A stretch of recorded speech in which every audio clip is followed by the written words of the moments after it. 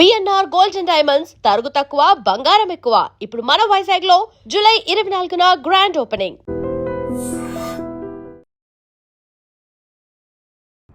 ఇప్పటిదాకా హార్మూజ్ జలసంధి మాత్రమే క్లోజ్ ఉంది అనుకున్నాం. ఇప్పుడు సడన్ గా హౌతీలు రెడ్ సీని కూడా తాము క్లోజ్ చేస్తాము అనేటువంటి మాటను చెప్తున్నారు.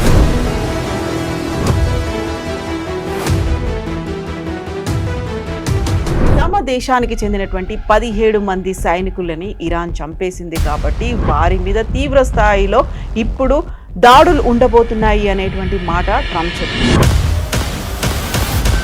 హార్మూజ్ జలసంధి ఓపెన్ కాలేదు అనుకున్నప్పుడు ఇప్పుడు రెడ్ సీ దాన్ని మేము క్లోజ్ చేస్తామని ఎందుకు అంటున్నారు? హూతీలు ఏమంటున్నారంటే నిన్న అనౌన్స్ చేశారు దట్ మేము సౌదీ అరేబియా నుంచి వెళ్ళే షిప్స్, సౌదీ అరేబియాకి వెళ్ళే షిప్స్, సౌదీ అరేబియా నుంచి వచ్చే షిప్స్ రెడ్ సీ నుంచి వెళ్ళేది మేము దాన్ని బ్లాక్ చేసేసాం. అటువైపు స్టేట్ ఆఫ్ హార్మూజ్ చూస్తే రోజుకి 20 నుంచి 30 మిలియన్ బ్యారెల్స్ ఆయిల్ వెళ్తుంది. 20 పెట్టుకోవచ్చు, 120 షిప్స్. కానీ ఒకటే పైప్ లైన్తో 6 నుంచి 7 మిలియన్ బ్యారెల్స్ ట్రాన్స్మిట్ చేయాలంటే పర్ డే అంటే it's huge amount. President Trump అయితే చాలా క్లియర్గా చెప్పారు, నథింగ్ డూయింగ్, సీజ్ ఫైర్ లేదు, ఎంఓయూ లేదు, ఏం లేదు, నేను కొట్టబోతున్నాను.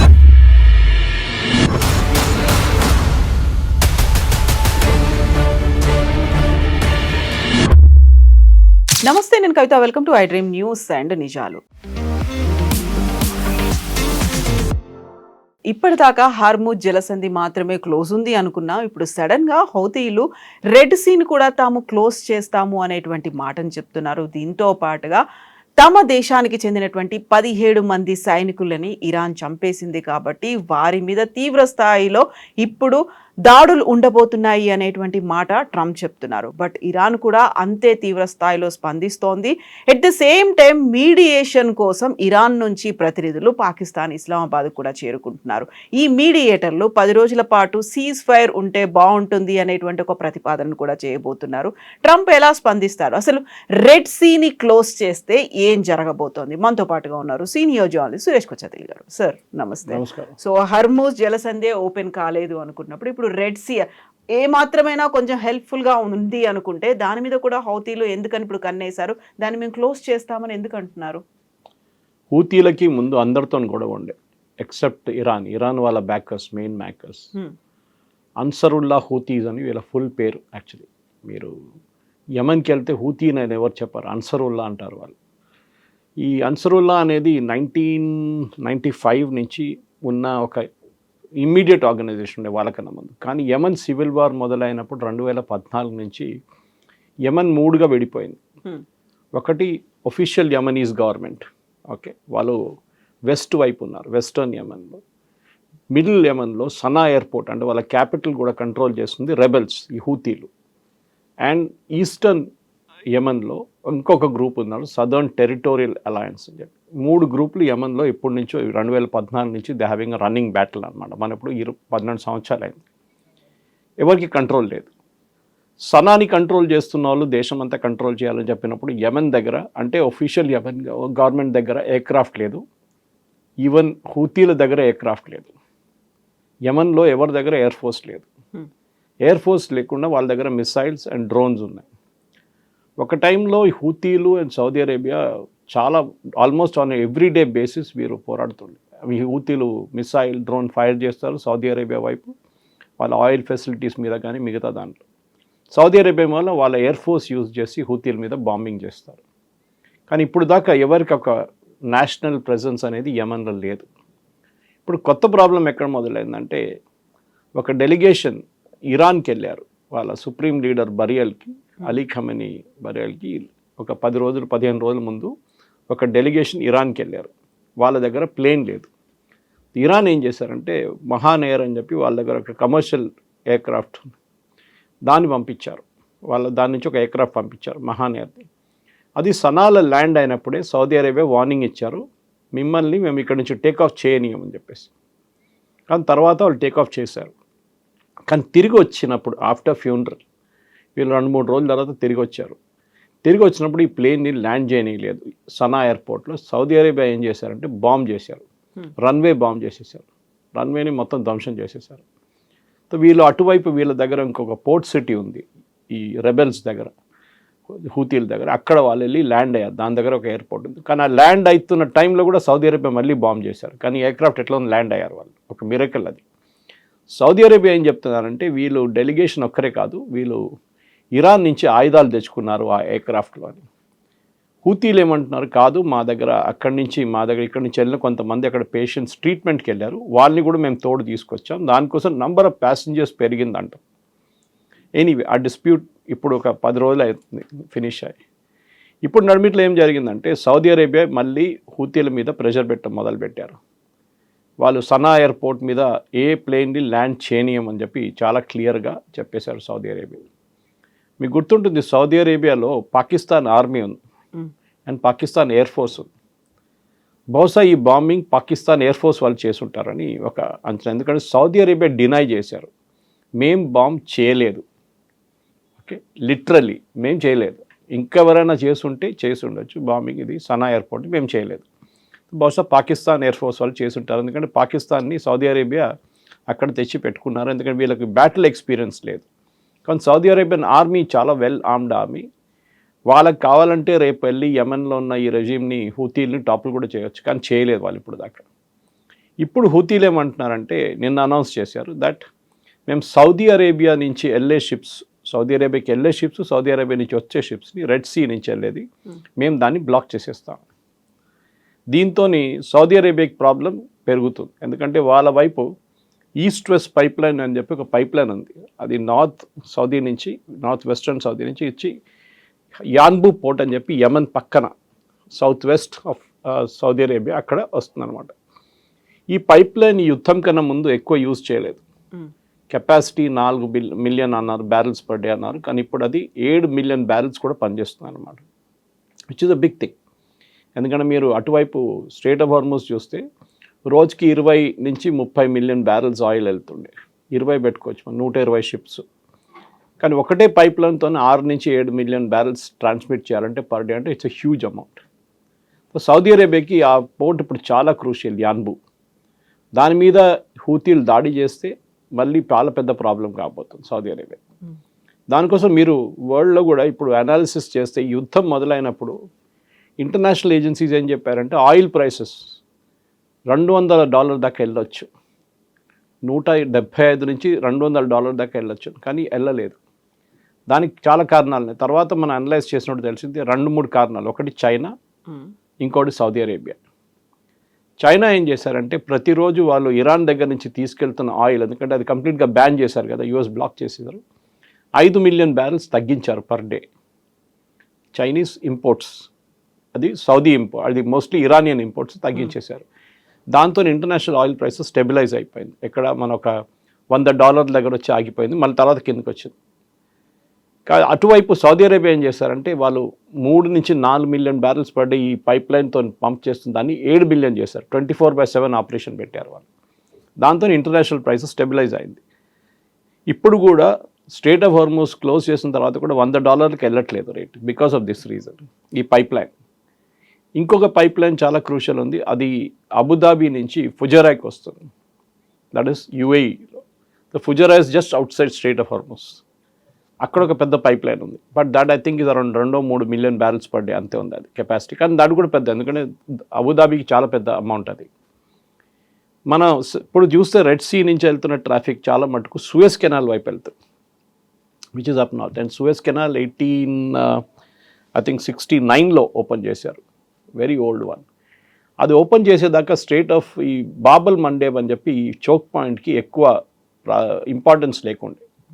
కానీ ఒకసారి సూయజ్ కెనాల్ ఓపెన్ అయిన తర్వాత, సూయజ్ కెనాల్ డెవలప్ చేసిన తర్వాత, ఎర్లీ 1900s ఇంకా ఎక్స్పాండ్ చేసిన తర్వాత చాలా మట్టుకు ఈ బాబల్ మండబ్ అండ్ రెడ్ సీకి ఇంపార్టెన్స్ వచ్చిందన్నమాట. లేకుంటే మొత్తం మీరు ఆఫ్రికా తిరిగి వెళ్ళాల్సి వస్తుంది. మీరు ఇప్పుడు వెస్ట్ ఏషియా నుంచి వచ్చి ఈ strait of Red Sea enter అయ్యి సూయజ్ కెనాల్ నుంచి వెళ్తే యూరోప్కి వెళ్ళిపోవచ్చు. Now you cannot do it అంటే మీరు మొత్తం ఆఫ్రికా తిరిగి వెళ్ళాలి, 15 రోజులు ఎక్స్ట్రా పడుతుంది. ఆలోచించండి, ఖర్చులు కూడా ఎక్కువ అవుతుంది. సో ఈ సూయజ్ కెనాల్ అనేది చాలా ఇంపార్టెంట్ ఫ్యాక్టర్గా మారిపోయింది. కానీ Suez canal advantage and disadvantage అంటే ఒకటి, 2 సీ లెవెల్స్ 2 లెవెల్లో ఉంది ఒకటి. ఓకే, అదొక పెద్ద ప్రాబ్లం. మెడిటరేనియన్ సీ కానీ ఇటువైపు ఉన్న సీ కానీ ఇండియన్ ఓషన్ కానీ చాలా రెండు వైపుల నుంచి డిఫరెంట్ లెవెల్స్లో ఉందన్నమాట రెడ్ సీ కూడా.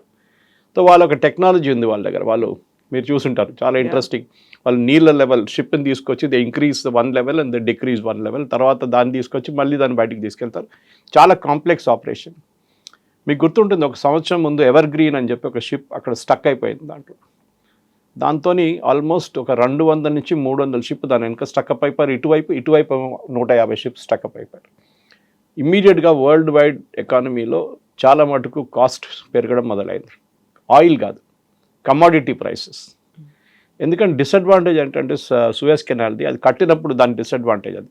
ఎందుకంటే ఇంత నారో స్ట్రెచ్ని I think it's hardly take about super tanker కూడా రాదు. సో ఆయిల్ ట్యాంకర్స్ ఆ రూట్ అవాయిడ్ చేస్తారు. ఆయిల్ ట్యాంకర్స్ వెళ్ళరు, ఎందుకంటే very large crude oil supply అంటే 2 మిలియన్ బ్యారెల్స్ ఉంటుంది ఒక షిప్లో. అది it cannot pass Suez canal, width సరిపోదు అన్నమాట. ఈవెన్ మీరు బాబల్ మండప్ చూస్తే చిన్న ఐలాండ్ ఉంది అక్కడ, ఒక ఐలాండ్ ఇక్కడ జిబూతి ఉంది, ఆఫ్రికా, హార్న్ ఆఫ్ ఆఫ్రికా ఇక్కడ ఉంది, అండ్ ఇటువైపు యమన్ ఉంది, ఇక్కడ ఒక చిన్న ఐలాండ్ ఉంది. ఈ రెండింటి నడిమిట్లో ఉన్న గ్యాప్ ఇస్ ఓన్లీ 21 కిలోమీటర్స్ వెడల్పు. మీరు అటువైపు చూస్తే స్ట్రేట్ ఆఫ్ హార్మోస్లో that is around something like 28 kilometres. అంటే 2 షిప్లు వెళ్ళడానికి ఉంటుంది. ఐ మీన్ మనం ఇక్కడ నుంచి క్యాలిక్యులేట్ చేసుకోవచ్చు 38 కిలోమీటర్ ఎంత దూరం ఉంటుంది హైదరాబాద్లో మనం కూర్చొని చోటు నుంచి. కానీ ఇక్కడ డెప్త్ తక్కువ, నడిమిట్లో డెప్త్ ఎక్కువ ఉంటుంది. So that is the advantage of straight of Hormuz. ఇక్కడ డిసడ్వాంటేజ్ ఏంటంటే చాలా నారో స్ట్రెచ్. ఇప్పుడు ఈ స్ట్రెచ్లో మన హూతీల గురించి సౌదీస్ గురించి మాట్లాడుకుంటాం కాదు, ఇక్కడ జిబూతి అండ్ ఎరిత్రియా అని చెప్పి 2 కంట్రీస్ ఉన్నాయి ఆఫ్రికాలో. చాలా చిన్న కంట్రీస్, వెరీ ఇంపార్టెంట్ కంట్రీస్. జిబూతిలో ముందు ఫ్రెంచ్ వాళ్ళు వచ్చి ఆక్యుపై చేసుకున్నారు హిస్టారికలీ. దాని తర్వాత అమెరికన్స్ వచ్చారు. ఇప్పుడు ఒక చైనీస్ బేస్ ఒకటి ఉంది, ఒక రష్యన్ బేస్ అక్కడ ఉంది. ఎరిట్రియాతోని సౌదీ అరేబియా డీల్ చేసుకుంటున్నారు అండ్ ఆల్సో రష్యా డీల్ చేసుకుంటున్నారు. అదే టైంలో మనం చూసాం సొమాలీల్యాండ్ అక్కడ అటువైపు ఇజ్రాయెల్ వాళ్ళ ఇది ఉంది, ప్రెజెన్స్ ఉంది ఇప్పుడు. సో ఆ స్ట్రెచ్ చాలా క్రూషియల్ అయిపోయింది. అంటే ఒకవైపు యమన్ ఉందని చెప్పాం కానీ ఇటువైపు అందరు వచ్చి కూర్చున్నారు, చూద్దాం ఏం జరుగుతుంది ఇక్కడ అని చెప్పి. సో మనం హిస్టరీ చూస్తే చాలా ఇంట్రెస్టింగ్. మనం ఎప్పుడు మనం ఇటువైపు స్ట్రేట్ ఆఫ్ హార్మోస్ అని అది కూడా మనకు 6 నెలల ముందు తెలియదు అట్లా స్ట్రేట్ ఉందని చెప్పేసి. ఇప్పుడు మనకు తెలిసిపోయింది ఎంత ఇంపార్టెన్స్ మనకి. ఎందుకంటే పెట్రోల్ పోపిస్తున్నప్పుడు, డీజిల్ పోపిస్తున్నప్పుడు రేట్ ఎందుకు పెరిగిందంటే ఇది కారణం. ఇది ఇప్పుడు మనం అనుకుంటాం సౌదీ అరేబియా యాన్బూ పోర్ట్ నుంచి ఎక్కడికి పంపిస్తారు, 2 రూట్స్ నుంచి వెళ్తుంది. ఒకటి యూరోప్కి వెళ్తుంది, రెండోది ఏషియాకి వెళ్తుంది. కానీ యూరోప్కి ఇప్పుడు ఎక్కువ ఆయిల్ అక్కర్లేదు, ఎందుకంటే వాళ్ళ దగ్గర సెల్ఫ్ సఫిషియెంట్గా ఉన్నారు వాళ్ళ వైపు. Because especially British North Sea oil ఒకటి ఉంది, వాళ్ళు దాంతో సరిపోతుంది వాళ్ళకి. కాకుండా ఎక్స్ట్రా కావాలంటే సౌదీ అరేబియా నుంచి తెప్పించుకుంటారు వాళ్ళు. కానీ మోస్ట్ ఆఫ్ ద ఆయిల్ ఇటువైపు నుంచి it will go to Asia. కొంచెం మన వైపు వస్తుంది, Malaysia, Singapore, Thailand, Indonesia, Philippines ఇటువైపు వెళ్తుంది.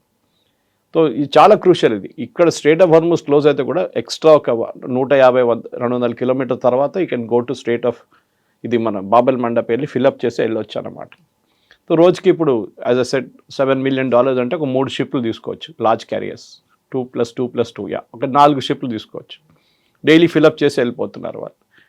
ఇది ఆగకూడదు. సో దానికోసం ఇప్పుడు ఈ హూతీలు అనౌన్స్ చేసిన తర్వాత ఇప్పుడు ఏం జరగబోతుందని పెద్ద డౌట్ ఉంది. ఇప్పుడు దాకా హూతీలు ఏం చేయలేదు.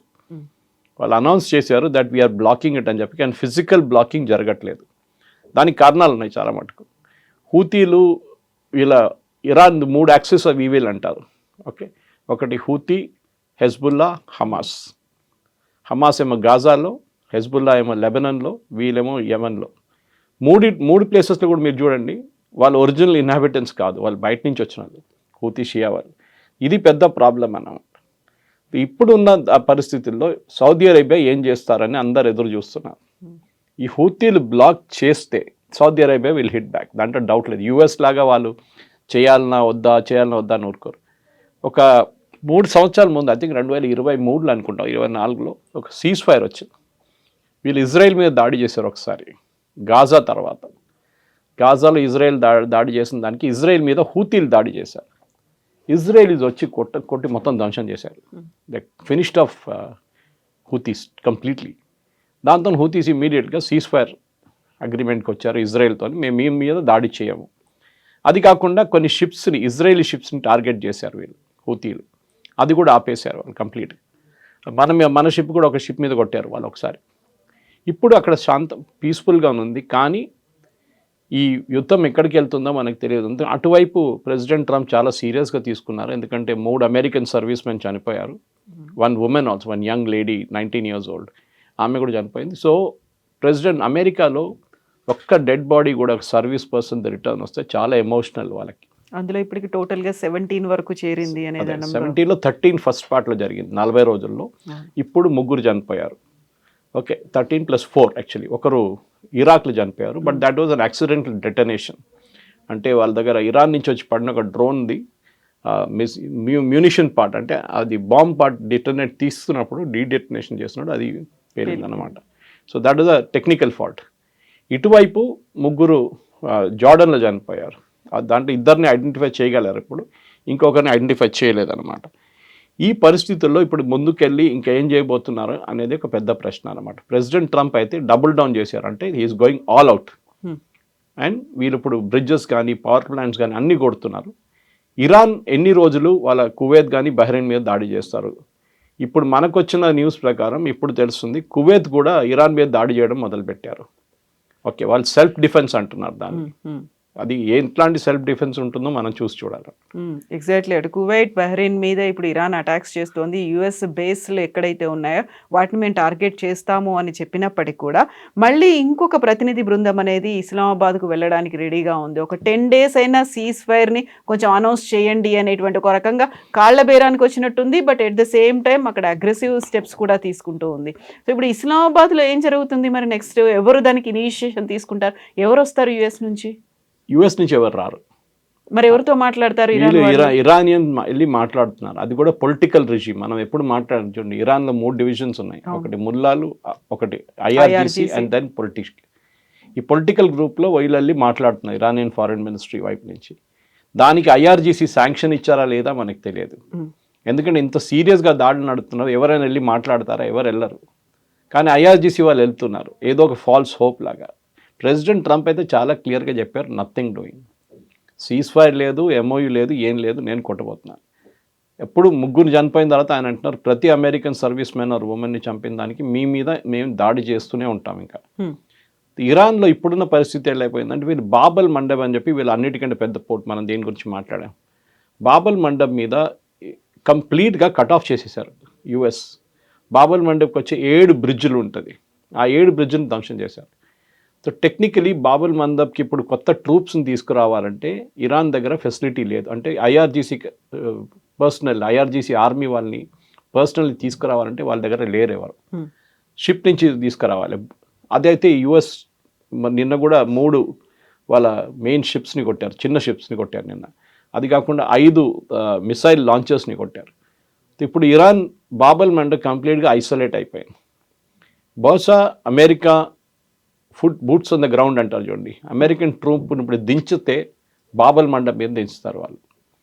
అక్కడ వాళ్ళకి ఒక సేఫ్టీ ఉంటుంది, అది ఉండొచ్చు. కానీ చెప్పలేము, ఇరాన్ అక్కడ కూడా దాడి చేయొచ్చు తర్వాత. కానీ బూట్స్ ఆన్ ద గ్రౌండ్ ఒకసారి మీరు కట్ ఆఫ్ చేసేస్తే కంప్లీట్గా ఇరాన్ వాళ్ళ ట్రూప్స్ని కూడా తీసుకురాలేరు. వాళ్ళు only they can fire from the air, డ్రోన్తోని మిసైల్తో కొడతారు. అది అమెరికా అడ్డుకుంటారు, ప్రాబ్లం లేదు. కానీ బాబల్ మండబ్ చాలా క్రూషియల్గా అయిపోయింది. ఇప్పుడు ఉన్న పరిస్థితుల్లో ఈవెన్ ఇంటీరియర్ ఇరాన్ మీద కొడుతున్నారు, తెహరాన్ మీద కొడుతున్నారు. ఒక అండర్ కన్స్ట్రక్షన్ ఒక న్యూక్లియర్ సైట్ని కొట్టారు. America is going all out, దాంట్లో డౌట్ లేదు. ఇప్పుడు అమెరికన్ ఎక్స్పర్ట్స్ ఏమంటున్నారంటే ప్రెసిడెంట్ ట్రంప్ ఇదే పని ఆ రోజు చేయాలంటే ఇనీషియల్ డేస్లో చేస్తే ఈ యుద్ధం ఇన్ని రోజులు వెళ్ళే కాదు. ఇరాన్కి అప్పుడు ఆపర్చునిటీ కూడా లేకుండా రీగ్రూప్ చేయడానికి, మీరు రీగ్రూప్ చేయడానికి టైం ఇచ్చారు. కానీ okay, better late than never అంటారు ఇంగ్లీష్లో. మీరు చేస్తున్నారు, మంచిగా చేస్తున్నారు, ఫినిష్ ఇట్ ఆఫ్ కంప్లీట్గా. కానీ నాకు అన్నిటికంటే ఒక ఇంట్రెస్టింగ్ కానీ ఒక డౌట్ఫుల్ సిచ్యువేషన్ ఏమనిపిస్తుంది, ఈ అరబ్ నేషన్స్ రియాక్ట్ ఎందుకు కావట్లేదు? సౌదీ అరేబియా దగ్గర ఇంత పెద్ద ఆర్మీ ఉంది, సరే వాళ్ళ మీద ఎక్కువ దాడలేదు. యూఏఈ దగ్గర ఉంది, వీళ్ళు డెకరేషన్ పెట్టుకున్నారా వీళ్ళు? అటు బహ్రెయిన్ దగ్గర ఉంది, ఒక్కొక్క చిన్న దేశాలు అనుకోండి, బహ్రెయిన్ అండ్ కువైత్. ఒమాన్ మీద దాడి చేస్తున్నారు. వీళ్ళందరూ కలిసి ఇరాన్ మీద దాడి చేస్తే ఏమవుతుంది ఇరాన్ సంగతి? They will be finished of. అందరూ వెస్ట్ నుంచి ఇరాన్ని కొడితే they will be finished literally. ఎందుకంటే ఈస్ట్ నుంచి సౌత్ నుంచి అమెరికా కొడతారు, ఎట్లయినా వాళ్ళు చేస్తున్నారు కూడా ఇప్పుడు. ఆ పరిస్థితిలో వీళ్ళు ఎందుకు చేయట్లేదని పెద్ద డౌట్. వీళ్ళందరూ అంటున్నారు మీరు చేయకూడదు, మా మీద దాడి చేయకూడదు. అరే why are you pleading with Iran? Maybe Islamic country అనేది ఒకటి ఆ కన్సర్న్ ఏమైనా ఉందేమో. మిగిలినటువంటి చాలా తక్కువ దేశాలు ఉన్నాయి, వాళ్ళంటే ఏదో ఒక అమెరికాతో కలిసిపోయారు కాబట్టి అటాక్ చేస్తున్నారు అనుకోవచ్చు. హిస్టరీ చూస్తే ఇరాన్ మీద దాడి చేశారు, ఇరాక్ కువైత్ మీద దాడి చేశారు, సిరియా లెబనాన్ కొట్టుకున్నారు ఎన్నోసార్లు, లిబియా అందరి మీద దాడి చేశారు, ఆ చుట్టుపక్కల ఉన్న వాళ్ళందరూ. ప్రతి దేశం వాళ్ళ మీద, ఎందుకు పాకిస్తాన్ ఇరాన్ కొట్టుకున్నారు ఒక 2 సంవత్సరాల ముందు. సో వాళ్ళకి అట్లేం లేదు, that it's an Islamic country. బహుశా వాళ్ళకి భయం ఏంటంటే ఈ ఇరానియన్ రెజ్యూమ్ సర్వైవ్ అయితే, ఈ అమెరికా దాడి తర్వాత కూడా ఐఆర్జీసీ ఉండిపోతే రేపు మా మీద పగ తీసుకుంటారు, డెఫినెట్గా తెచ్చుకుంటారు వాళ్ళు. ఇప్పుడు చూడండి, వాళ్ళు హూతీలను వాడుకుంటున్నారు. మనం ఇప్పుడు మాట్లాడడం చూడండి, హూతీలను వాడుకునే ఇప్పుడు దాకా హూతీలు క్వైట్గా ఉండే, they are still under ceasefire. కానీ దానికోసం వాళ్ళు మేము అందరు షిప్లు ఆపడం అని చెప్పట్లేదు. వాళ్ళు they saying will stop only Saudi Arabian ships. Okay, మిగతా షిప్స్ అన్నీ వెళ్ళొచ్చు వాళ్ళ రూట్లో, నో ప్రాబ్లం. సూయజ్ కెనాల్ వైపు, రెడ్ సీ నుంచి మీరు వెళ్ళిపోవచ్చు. ఈ ప్రాబ్లం ఎక్కడ వస్తుందంటే అరబ్ నేషన్స్ వాళ్ళ వైపు నుంచి ఉన్న ఆర్మీకి అంత ట్రైనింగ్ లేదు. వాళ్ళ దగ్గర దానికోసం పాకిస్తాన్ తెచ్చిపెట్టుకున్నారు సౌదీ అరేబియా. ఎందుకంటే వీళ్ళు యుద్ధం అనేది వీళ్ళు చూడలేదు. 2 దేశాలు యుద్ధాలు చూశారు, ఒకటి ఇరాక్, ఒకటి ఇరాన్. వీళ్ళిద్దరు ఒక సౌదీ అరేబియా చూడలేదు, కువైత్ బహ్రెయిన్ అయితే పక్కన పెట్టేశారు. కువైత్ ఒకసారి సద్దాం హుసేన్తో చేశారు, కానీ సద్దాం హుసేన్ వచ్చి కువైత్ ఫినిష్ చేసేసారు విత్ ఇన్ నో టైం. ఇది అక్కడ అరబ్ నేషన్స్లో ఒక పెద్ద పొలిటికల్ లెసన్గా మారిపోయింది. ఇప్పుడు మీరు ఆయుధాలు కొనవచ్చు, మీరు పెద్ద పెద్ద ఫైటర్ ఎయిర్క్రాఫ్ట్ తీసుకురావచ్చు, కానీ మీరు దాన్ని వాడకపోతే మీరు ఏం చేస్తారని పెద్ద ప్రశ్న అన్నమాట. మీరు F-14, F-15 అండ్ F-16 అన్నీ తెచ్చుకున్నారు సౌదీ అరేబియా. ఇప్పుడు F-35 సంతకం పెట్టారు వాళ్ళు ఒక డీల్ కోసం. తెచ్చుకుని ఎందుకు ఎగ్జిబిషన్లో పెట్టుకుంటారా, మ్యూజియంలో పెట్టుకుంటారా? వాడండి దాన్ని, you have to use it. ఈ గోల్డెన్ ఆపర్చునిటీ ఉండే ఇరాన్ని కొట్టడానికి, కానీ వాళ్ళు చేయట్లేదు, భయపడుతున్నారు సౌదీ అరేబియా. ఎందుకు, మా మీద దాడి జరగట్లేదు, సో వీఆర్ నాట్ ఇంటర్ఫియరింగ్. కానీ మీ మీద హూతీలు దాడి చేస్తున్నారు కదా, హూతీస్ అనదర్ ఇరాన్ ఓన్లీ. అప్పుడు మేము కొడతాం, హూతీలు మేము కొడతాం, డెఫినెట్గా చేస్తున్నారు కూడా వాళ్ళు. అన్నిటి నడిమిట్లో ఇప్పుడు యూఏఈ కూడా ఉన్నారు. యూఏఈలో ఇంకా పెద్ద డిఫరెంట్ టైప్స్ ఆఫ్ పాలిటిక్స్ ఉంది వాళ్ళకి. ఎందుకంటే వాళ్ళకి ఒకవైపు కమర్షియల్ ఇంట్రెస్ట్ ఉంది, వాళ్ళ టూరిజం ఇండస్ట్రీ చాలా పెద్ద ఇండస్ట్రీ. ఆయిల్ ఏమో అబుదాబి దగ్గర ఉంది, షార్జా దగ్గర ఎడ్యుకేషనల్ హబ్గా ఉంది. ఇటువైపు ఖతర్లో కూడా వచ్చి వీళ్ళు మాట్లాడుతున్నారు. మొన్న వాళ్ళ ఎమీర్ చనిపోయినప్పుడు, ఫాదర్ ఎమీర్, ఇరానియన్ డెలిగేషన్ వచ్చారు. దానికి ప్రీవియస్ డే అండ్ వాళ్ళు అక్కడ ఉన్నప్పుడు కూడా ఖతర్ మీద దాడి చేశారు ఇరాన్. ఆలోచించండి. సో అట్లా లాయల్టీ అనేది లేదు ఇస్లామిక్ వరల్డ్లో మనం చూసే. ఎప్పుడు కాదు, వాళ్ళ ఎర్లీ టైం నుంచి కూడా మీరు కర్బలా కానీ అట్లాంటి ఇన్స్టెన్సెస్ చూసి వీళ్ళకి యూనిటీ లేదు వాళ్ళ నడిమిట్లో. అది న్యాచురల్ ఒక షియా సున్నీ యాంగిల్ ఒకటి ఉంది వాళ్ళ దగ్గర. కానీ ఇరాన్కి ప్రాబ్లం ఇప్పుడు ఏంటంటే, ఒకటి అమెరికా చాలా స్ట్రాటజిక్గా బాంబ్ చేస్తున్నారు వాళ్ళని. ఒకవైపు నుంచి బాబల్ మండబ్ని కంప్లీట్గా ఐసోలేట్ చేసేసారు, కర్గ్ ఐలాండ్ వైపు ఎవరిని వెళ్ళనీయట్లేదు, ఇరానియన్ ఆయిల్ ఎక్స్పోర్ట్ కంప్లీట్గా బ్యాన్ చేశారు. ఆయిల్ ఎక్స్పోర్ట్ ఇరాన్కి ప్రతిరోజు $350 నుంచి $450 మిలియన్ రెవెన్యూ ఉండే before war started per day. Of course వాళ్ళ మీద చాలా రెస్ట్రిక్షన్స్ ఉండే, కానీ ఇరాన్ హైట్ ఆఫ్ ఇరానియన్ ఎక్స్పోర్ట్స్లో వాళ్ళు ఆయిల్ ఎక్స్పోర్ట్స్ చేస్తున్నప్పుడు before sanctions 400 million barrels per day వాళ్ళు ఎర్న్ చేశారు. ఈవెన్ ఈ నడిమిట్లో కొన్ని బ్రేక్ ఇచ్చారు చూడండి మొన్ననే. అమెరికా చెప్పారు వీఆర్ లిఫ్టింగ్ ద శాంక్షన్స్ అని, ఇరాన్ షిప్స్ వెళ్ళొచ్చు అని. ప్రతిరోజు వాళ్ళు 250 మిలియన్ సంపాదించుకున్నారు. That means if you calculate 350-450 million, $2 billion నుంచి $3 billion per month, $36 billion per year మీరు ఎర్న్ చేస్తారు. 40గా కూడా వెళ్ళొచ్చు. కానీ ఇరాన్కి ఇప్పుడు ఆ రెవెన్యూ లేదు. ఇరాన్లో ఇప్పుడున్న అన్నిటికంటే పెద్ద క్రైసిస్ మిలిటరీ క్రైసిస్ కాదు, ఎకనామిక్ క్రైసిస్. వాళ్ళ ప్రజలకి ఇప్పుడు ఇన్ఫ్లేషన్ 110% దాకా వచ్చేసింది. వాళ్ళ దగ్గర తినడానికి ఏం లేదు అక్కడ ఇప్పుడు. కానీ ఇరానియన్ రెజిమ్ అట్లనే ఉన్నారు, ఎందుకంటే వాళ్ళకి తెలుసు వాళ్ళు ఇప్పుడు బెండ్ అయితే అమెరికా వాళ్ళని కంప్లీట్గా ఫినిష్ చేసేస్తారు. అండ్ ప్రెసిడెంట్ ట్రంప్కి ఆ కోపం ఉంది. ఒకటి, ఆయన మీద పర్సనల్ అటాక్ చేస్తారని చెప్పి ఇచ్చిన థ్రెట్ ఒకటి. రెండోది, అమెరికన్ పర్సనల్ని జార్డన్లో కానీ ఇరాక్లో చంపిన దాని మీద ఆయన పగ తీర్చుకుంటున్నారు ఇప్పుడు. అమెరికా ఒక స్ట్రాటజిక్ ప్లాన్ అనేది ఒక గేమ్ని స్టార్ట్ చేసింది అనుకుంటే, ఇరాన్ ఏమో ఒక స్మార్ట్ ప్లే ఏమైనా చేస్తోందా అనేది. ఈ February 28 తర్వాత మెల్లిమెల్లిగా దాన్ని ఎక్స్పాండ్ చేస్తూ వచ్చింది. ఎట్ ద సేమ్ టైం లెబనాన్ని కూడా ఇంక్లూడ్ చేసింది. ఆ సీజ్ ఫైర్ దాంతో పాటుగా 14 పాయింట్స్ ఎజెండా ఏదైతే మనం అనుకున్నారో, ఒక డీల్ అనుకున్నారో, దాంట్లో లెబనాన్ని ఇంక్లూడ్ చేసింది. ఇప్పుడు సడన్గా హౌతీలను కూడా ఇంక్లూడ్ చేసింది. అంటే దాన్ని కేవలం ఇరాన్కి మాత్రమే పరిమితం చేయట్లేదు, అటాక్స్ చేస్తూ వస్తుంది. అట్ ద సేమ్ టైం వాళ్ళకు ఉన్నటువంటి ప్రాక్సీలను కూడా డిఫరెంట్ యాంగిల్స్లో టైంను బేస్ చేసుకొని ఫర్ ద టైం అన్నట్టుగా ఆ టైంలో వచ్చినప్పుడు మనం యూస్ చేసుకుందాం, వాటిని యూటిలైజ్ చేసుకుందాం, అలాంటి స్ట్రాటజీ ఏమైనా పెట్టుకుంటుందా? ఎందుకంటే మీ మెయిన్ బాడీ మీద అటాక్ ఉంటే మీ సబ్ పార్ట్స్ నుంచి కొడతారు మీరు. ఇరాన్ మీద దాడి జరుగుతుంది అందరు. ఇరాన్ వాళ్ళ ప్రాక్సీస్ని వాడుకుంటున్నారు. హమాస్ ఎక్కువ గొడవ చేయట్లేదు ఇప్పుడు. ఇన్ఫాక్ట్ నిన్ననే హమాస్ కొత్త చీఫ్ని అనౌన్స్ చేశారు. ఆయన పాప ఎన్ని రోజులు ఉంటాడో తెలియదు, ఎందుకంటే యాయ్యా సిన్వార్ రీప్లేస్మెంట్గా ఆయన పంపించారు. ఇప్పుడు ఇన్ని సంవత్సరాల తర్వాత, ఒక సంవత్సరం కానీ ఎక్కువ అవుతుంది యాయ్యా సిన్వార్ చనిపోయిన తర్వాత. సో ఇప్పుడు కొత్త లీడర్ వచ్చారు, ఆయన ఏం చేస్తా చూడాల్సింది. ఆయన ఫార్మర్ మిలిటరీ కమాండర్ ఉండే, ఇప్పుడు కాదు, ఇప్పుడు ఆయన పొలిటికల్ లెవెల్లో ఉన్నారు. ఎక్కడున్నారో తెలియదు, బహుశా ఖతర్లో ఉండొచ్చు. వీళ్ళందరూ ఖతర్లో కూర్చుంటారు, హెడ్స్ అందరు. ముస్లిం బ్రదర్హుడ్ ఒకటి, వీళ్ళ హమాస్ ఒకటి, ఐసిస్ అండ్ అల్-ఖైదా, వీళ్ళ ఈ 4 ఫ్రంటల్ టెర్రరిస్ట్ ఆర్గనైజేషన్ లీడర్స్ అందరు ఖతర్లో ఉంటారు. 5 స్టార్ ఫెసిలిటీస్ వాళ్ళకి ఖతర్ గవర్నమెంట్ చూసుకున్నారు. ఇప్పుడు మీరు అడిగిన ప్రశ్నకి ఎందుకు వీళ్ళని వాడుకుంటారు అనగానే, ఇరాన్ వాళ్ళ అటాక్ డిఫ్లెక్ట్ చేయడానికి ట్రై చేస్తున్నారు. అంటే యూఎస్ ఇంత కాన్సన్ట్రేట్ చేసి కొడుతున్నారు మమ్మల్ని, ఇంకొక ఓపెనింగ్ పెట్టుకుంటే అక్కడ బహుశా యూఎస్ అటెన్షన్ డైవర్ట్ అయిపోతుంది అనుకున్నాను. కానీ యూఎస్ అక్కడికి వెళ్ళరు. బాబల్ మండబ్లో యూఎస్ ఎంటర్ కారు. Saudi Arabia can take care of itself, no problem. ఇంకోటి, only ban Saudi Arabian ships మీద ఉంది, అన్ని షిప్స్ మీద కాదు.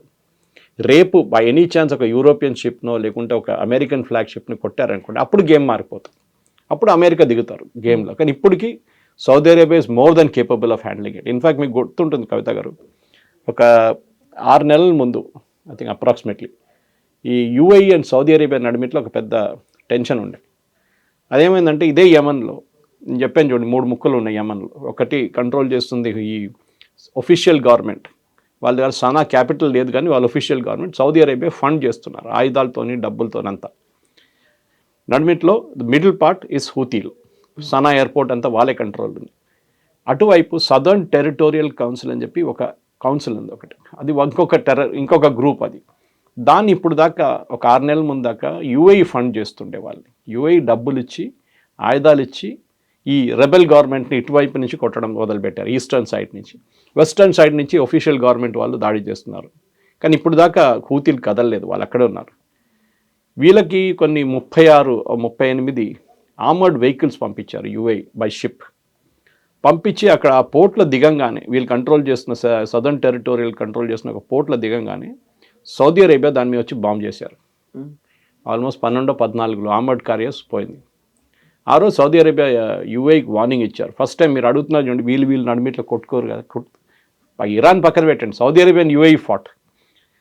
అప్పుడు యూఏఈ దగ్గర చెప్పారు, మీరు యమన్లో ఉండకూడదు, మీరు ఇక్కడి నుంచి వెళ్ళిపోవాలి, మీరు ఆఫ్రికాలో ఏం కావాలంటే చేసుకోండి. టుడే యూఏఈ సొమాలిలాండ్ కానీ అటువైపు కానీ and lot of places UAE funding చేస్తున్నారు అక్కడున్న గవర్నమెంట్స్ని, అక్కడున్న రెబెల్ గ్రూప్స్ని. ఫర్ ఎగ్జాంపుల్ ఎరిట్రియాలో చాలా పెద్ద ప్రాబ్లం ఉంది రెబెల్ గ్రూప్స్ని, ఈవెన్ జిబూతిలో ఉంది.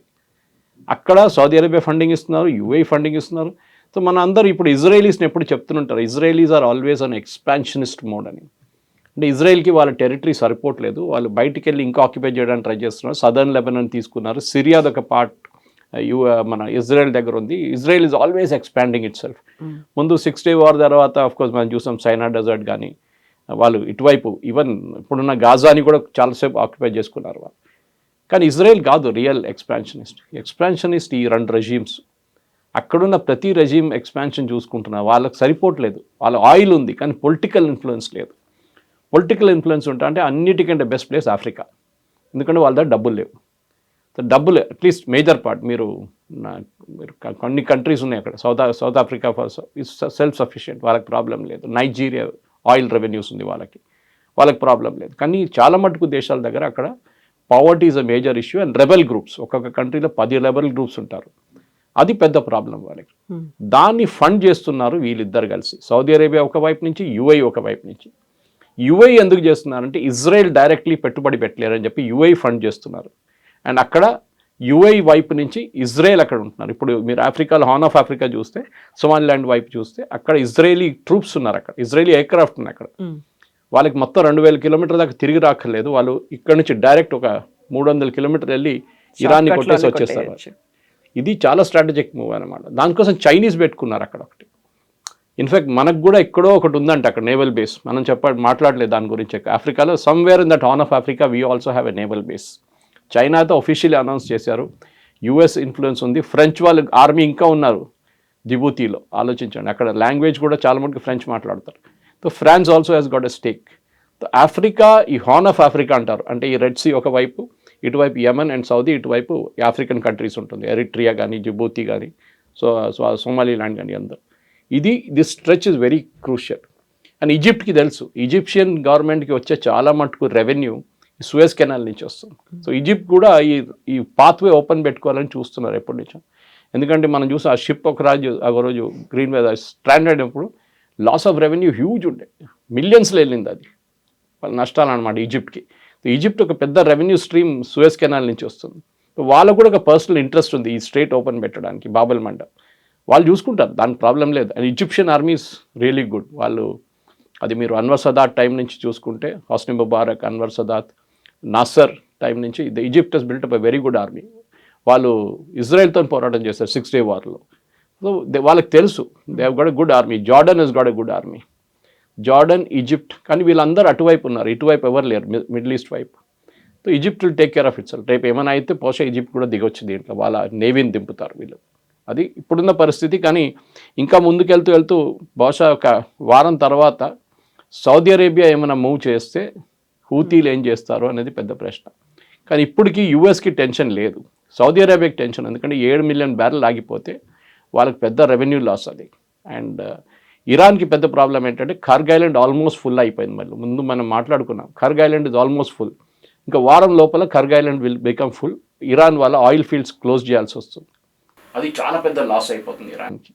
అది మనకి నెక్స్ట్ ఒక 10-12 డేస్లో తెలిసిపోతుంది ఏంటంటే. ఇరాన్ మోస్ట్ ప్రాబ్లీ నేను అనుకుంటాను, నా అంచనా ప్రకారం అమెరికా ఒక గ్రౌండ్ ఫోర్స్ ఆపరేషన్ పెడితే ఇరాన్ ఒక 1-2 నెలల లోపలే ఇప్పుడున్న రెజీమ్ పారిపోతారు, రష్యాకి ఎక్కడ పారిపోతారు వాళ్ళు. అదే జరగబోతుంది. Yes, sir. Thank you so much. Thank you very much. Thank you.